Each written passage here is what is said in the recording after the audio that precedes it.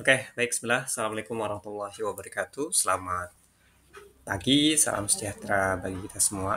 Pada kesempatan kali ini kita akan eh, apa?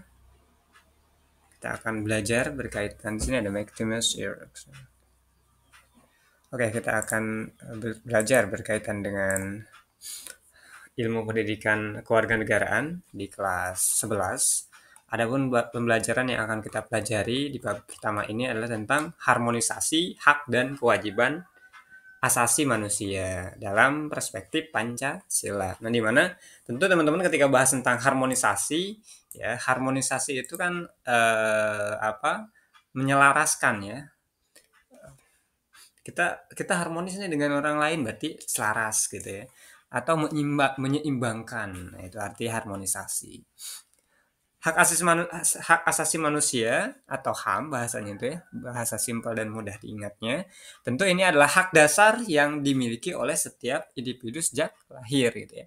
Seperti hak hidup, hak berpendapat, hak beragama dan seterusnya. Banyak sekali hak-hak yang harus didapatkan setiap manusia seperti itu. Bahkan di Indonesia ini ketika yang korupsi nggak bisa tuh dihukum mati, belum bisa dihukum mati. Kenapa?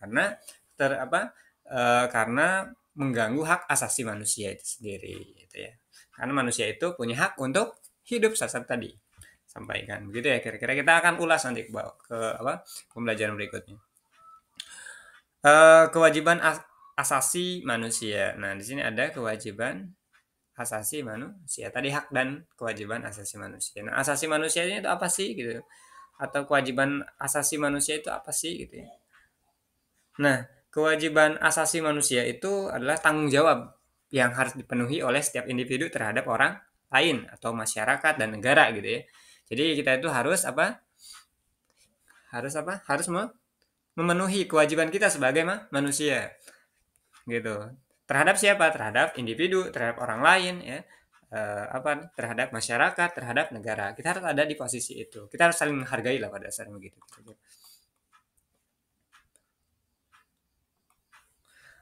Nah, karena di sini ada perspektif Pancasila, artinya adalah dalam konteks Pancasila tentu hak dan kewajiban harus seimbang ya. Setiap orang harus atau boleh menuntut haknya, tapi juga harus menjalankan kewajibannya. Agar apa? Agar tidak merugikan orang lain.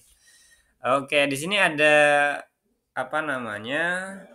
Ada cerita ya, teman-teman bisa baca sebenarnya di buku ya, di perpustakaan, di mana di sini ada harmonisasi kewajiban dan hak asasi manusia, di mana di Jakarta ya, melalui antara Aceh ya, atau enggak dia adalah medianya, media yang menginformasikan ya, atau yang membuat beritanya gitu ya. Wakil Presiden Yusuf Kala menginginkan ya berbagai pihak dan mengharmoniskan antara kewajiban dan hak asasi manusia, karena setiap orang juga wajib untuk tidak melakukan sesuatu yang melanggar hak orang lain ya.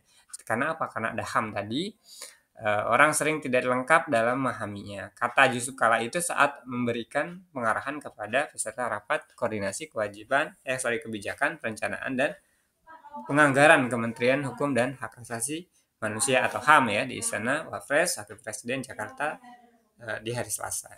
Oke, kita akan kumpas tuntas dulu tentang pandangan kita nih, karena kan di sini ada kata perspektif ya, Pancasila ya. Jadi kalau perspektif itu adalah pandangan ya, pandangan kita atau pandangan Pancasila, pandangan kita terhadap Pancasila ya, karena ada di situ ada konsep manusia dalam perspektif Pancasila gitu. Jadi pandangan Pancasila terhadap hak dan kewajiban. Yang pertama ada sila pertama. Apa itu sila pertama, teman-teman? Sila pertama adalah ketuhanan yang Maha Esa. Tentu dari sila yang pertama ini artinya apa? Artinya semua dari mulai hak ya, semua manusia atau semua orang berhak bebas memilih menjalankan ibadah sesuai agamanya. Dari mulai kewajibannya menghormati, memeluk agama dan menjaga kerukunan antar umat beragama. Karena di Indonesia ini digabungkan oleh beberapa agama seperti itu.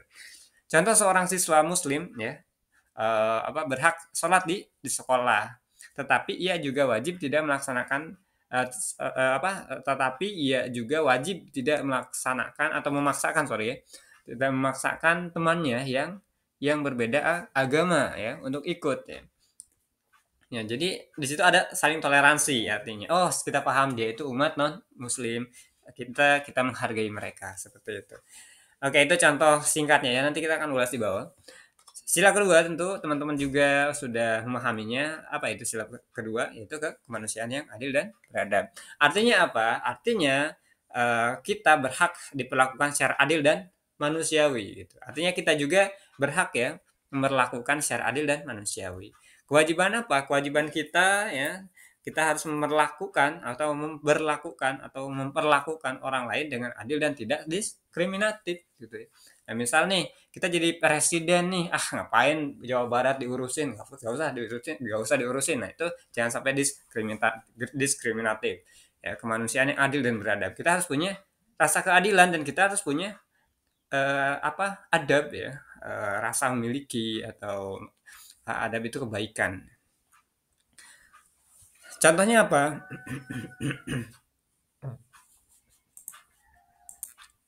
Contohnya apa? Contohnya warga difabel yang ya teman-teman tahu ya difabel itu ada kekurangannya tentunya berhak mendapatkan fasilitas umum yang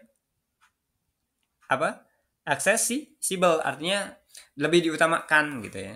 Dan masyarakat wajib membantu tanpa merendahkan martabat mereka. Nah, kita sebagai masyarakat, ya, masyarakat Pancasilais, kita harus apa? Harus bisa membantu siapapun. Misalnya ada tadi contohnya ya, orang lain yang memang kurang dari kita.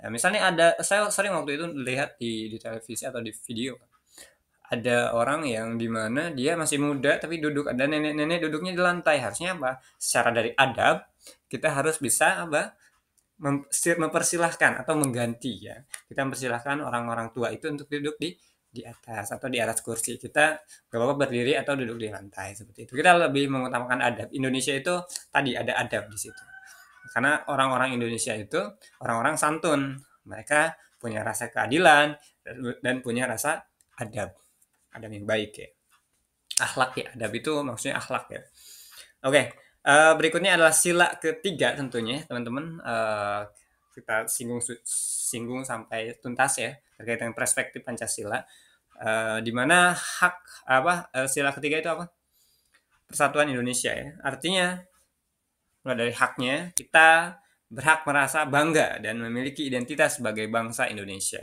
kita disatukan oleh Indonesia.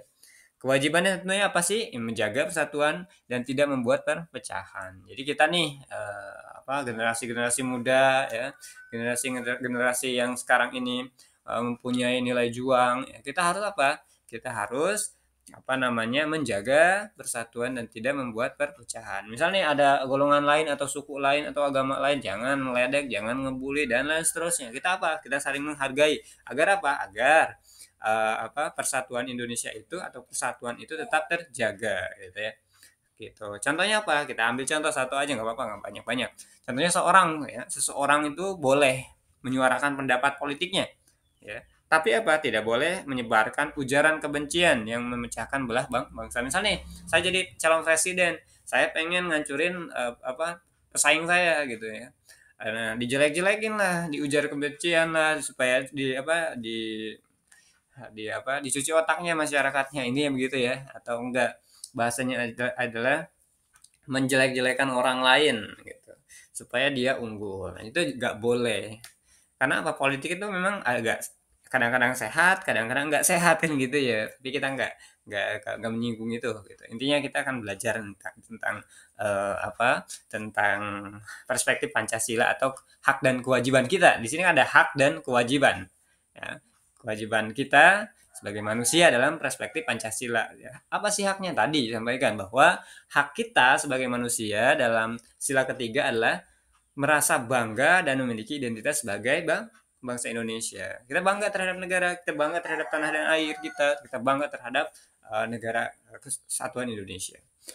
Terus dan di sini ada kewajiban kan tadi hak dan kewajiban. Kewajiban kita apa? Menjaga persatuan, tidak membuat perpecahan. Ya, contoh tadi udah saya sampaikan juga ketika kita jadi uh, berpolitik lah ya. Kita berpolitik jangan sampai memecah belah, jangan sampai memberikan kejelekan, nah, bahasanya gitu ya, atau penyebaran kebencian, ujaran kebencian gitu, atau enggak bahasanya jangan menjelek-jelekan orang lain gitu. Atau apalagi selain itu gitu ya, banyak sekali gitu ya. Misalnya kita antar umat beragama, jangan sampai ngebully, jangan sampai apa, jangan sampai nggak saling toleransi, nggak saling menghargai, sehingga apa, sehingga persatuan itu tetap timbul ya. Kita harus apa untuk menjaga persatuan Indonesia tetap timbul itu, yaitu dengan cara saling gotong royong, itu intinya seperti itu. Karena Indonesia ini disatukan oleh beberapa daerah, ada 34 provinsi, terus lagi digabungkan oleh atau disatukan oleh beberapa suku, ada banyak suku di Indonesia. Nah, apa lagi? Terus ada agama juga di Indonesia ada berapa, gitu. Terus suku, budaya, bahasa dan lain seterusnya. Gitu. Jangan sampai menghina. Ini misalnya nih, saya kerja misalnya, ada teman-teman di situ orang-orang perindapan semua gitu. Dia menggunakan bahasa, maksudnya perindapan itu di negeri Konoha ya. Nah, jangan sampai seperti itu gitu. Seperti dia berbicara dengan bahasa sendiri ya, dengan teman-temannya menjelek-jelekan gitu. Jangan sampai seperti itu. Nah, itu apa? Artinya tidak apa namanya, tidak memiliki rasa Pancasila, dan dia tidak harmonis ya, karena memang dianjurkan untuk pembelajaran kita ini adalah kita sebagai manusia, kita sebagai umat manusia, kita sebagai warga negara, kita harus apa namanya, harmonis dengan siapapun. Tadi tentang perbedaan apa antara beragam agama, budaya, suku, gitu, bahasa dan seterusnya. Gitu. Oke, berikutnya adalah tentu di sila keempat. Apa itu sila keempat? Ini adalah kerakyatan yang dipimpin oleh hikmat kebijaksanaan dalam permusyawaratan perwakilan. Artinya apa? Hak ya, kita bahas tentang haknya. Artinya haknya apa? Menyampaikan pendapat dalam musyawarah. Kita nih sebagai masyarakat, kita berhak nih apa? Menyampaikan, menyuarakan pendapat kita dalam musyawarah, dalam briefing gitu ya. Ketika apa? Ketika ada suatu hal yang dimusyawarahkan. Di mana contohnya? Contohnya ketika di desa juga ada tuh namanya musrembang, musyawarah desa, musrembang gitu ya. Saya lupa tuh. Artinya musrembang itu apa sih? Singkatan sebenarnya itu. Terus lagi ada musyawarah-musyawarah lainnya. Biasanya musyawarah pembentukan koperasi Desa Merah Putih. Apa namanya? Apa namanya tuh? Musyawarah pembentukan ketua RT RW misalnya ada. Nah, itu kita harus dilibatkan seperti itu. Agar agar kita menjadi harmonis gitu, dan kita sebagai apa manusia memiliki hak dan kewajibannya nanti. Nah, misalnya nanti ketika kita sudah menyuarakan ya aspirasi kita atau menyampaikan musyawarahnya, menyampaikan pendapatnya, ya tentu kita juga menerima apa hasil ya. Berarti kewajiban kita adalah menerima hasil keputusan bersama dengan lapang dada. Misalnya di Indonesia itu ada lembaga kehakiman kan. Nah, di hakim itu kan kita harus ngikutin tuh aturannya. Kayak Tom Lembong kemarin itu, dia dia di apa? Diberikan hukuman ya. Karena mungkin terjerat korupsi katanya begitu ya, ataupun hal yang lainnya gitu ya. Nah, itu dia harus menerima keputusan, tapi memang ketika tidak ada bukti, dia juga berhak untuk menyampaikan bahwa saya tidak korupsi. Misal kalau memang buktinya mana? Ini udah selesai, datanya ada. Oke. Nah, contoh paling mudahnya ketika di dalam sekolah ya. Dalam rapat OSIS, teman-teman mungkin ya, cuman kan sekarang teman-teman belajarnya by online ya, tapi nggak apa-apa. Dimana setiap anggota berhak mengusulkan kegiatan ya. Jadi semua orang nih berhak memberikan pendapat nih. Oke, contoh nih ketika kita rapat di ketua OSIS. Oke, kita akan mengadakan acara di 17 Agustus. Kira-kira apa aja nih acara? Nah, ada yang ngasih pendapat. Oh, kita bikin lomba balon. Tiup balon. Bisa. Ada juga yang berpendapat kita tarik ubur-ubur ya, dan seterusnya banyak lah. Itu pendapatnya nggak apa-apa disampaikan. Nanti ada voting. Siapa nih yang paling banyak yang setuju dengan usulan-usulan teman-teman kita gitu. Nah, seperti itu ya contohnya. Nah, terakhir adalah sila kelima, tentunya apa? Keadilan sosial bagi seluruh rakyat Indonesia. Di mana kita punya hak ya mendapatkan perlakuan yang setara dalam ekonomi, pendidikan dan kesetaraan semua masyarakat. Maksudnya bukan kita saja tapi semua masyarakat. Kita berhak tadi apa namanya? Mendapatkan perlakuan yang setara dalam ekonomi, pendidikan kan dan kesejahteraan. Nah, Indonesia ini negara ya, suatu organisasi, suatu wadah yang apa ya, yang digerakkan oleh siapa? Pemerintah tentunya. Ada badan usaha milik negara, ada menteri, menteri apa? Menteri kesehatan, ada menteri ekonomi ya, investasi ekonomi gitu ya. Nah, itu adalah pendobrak ekonomi. Pendidikan ada juga apa namanya? Kementerian Pendidikan. Nah, kita berhak mendapatkan perlakuan yang setara, yang sama ya. Jangan sampai beda-beda kan nih gitu tentang pendidikan ya. Kita misalnya kalau sistem seleksi, misalnya sistem seleksi pendidikan enggak sportif lah istilahnya begitu. Jangan sampai seperti itu. Nah, karena apa? Karena kita ingat Pancasila dan kita tujuannya adalah harmonisasi ya, seperti itu. Apa kewajiban apa namanya? Kewajiban kita ya tadi di apa di sila kelima tadi apa keadilan sosial bagi seluruh rakyat Indonesia. Tentunya menjaga keadilan sosial, tidak serakah dan peduli terhadap sesama. Saya yakin ketika para pejabat punya apa namanya punya nilai dari Pancasila, menjalankan Pancasila nggak ada tuh yang korupsi. Karena di Pancasila ini dijelaskan bahwasanya ya kita harus adil, adil terhadap diri kita sendiri, adil terhadap masyarakat. Nah, balasannya apa? Nanti ketika di setelah dunia ini, seperti itu ya. Kalau untuk agama yang muslim ataupun yang lainnya mungkin paham juga ya. Ada hari akhir namanya. Contoh orang kaya wajib membayar pajak nih. Ini kan kita nih, keadilan sosial ya bagi seluruh rakyat Indonesia. Contohnya apa sih? Kita juga bisa membayar pajak untuk apa? Membantu pembangunan dan orang miskin berhak menerima bantuan. Ya jadi apalagi orang-orang kaya yang punya perusahaan dan seterusnya banyaknya tanah dan gitu. Orang-orang yang bayar pajak itu kan yang dikategorikan orang kaya ya. Dia bisa bayar pajak kan gitu. Dia punya punya tanah, dia punya rumah, dia punya perusahaan, dia bayar pajak terus. Nah, seperti itu. Artinya apa di sini? Keadilan sosial itu adalah cerminan seseorang untuk apa? Untuk adil terhadap seluruh. Kalau jadi pejabat ya ke teman-teman harus apa? Harus adil, jangan sampai sebelah pihak gitu ya. Teman-teman harus imbang. Tadi disampaikan kita harus setara, seimbang gitu ya. Oke. Nah, ini masih di tahap awal.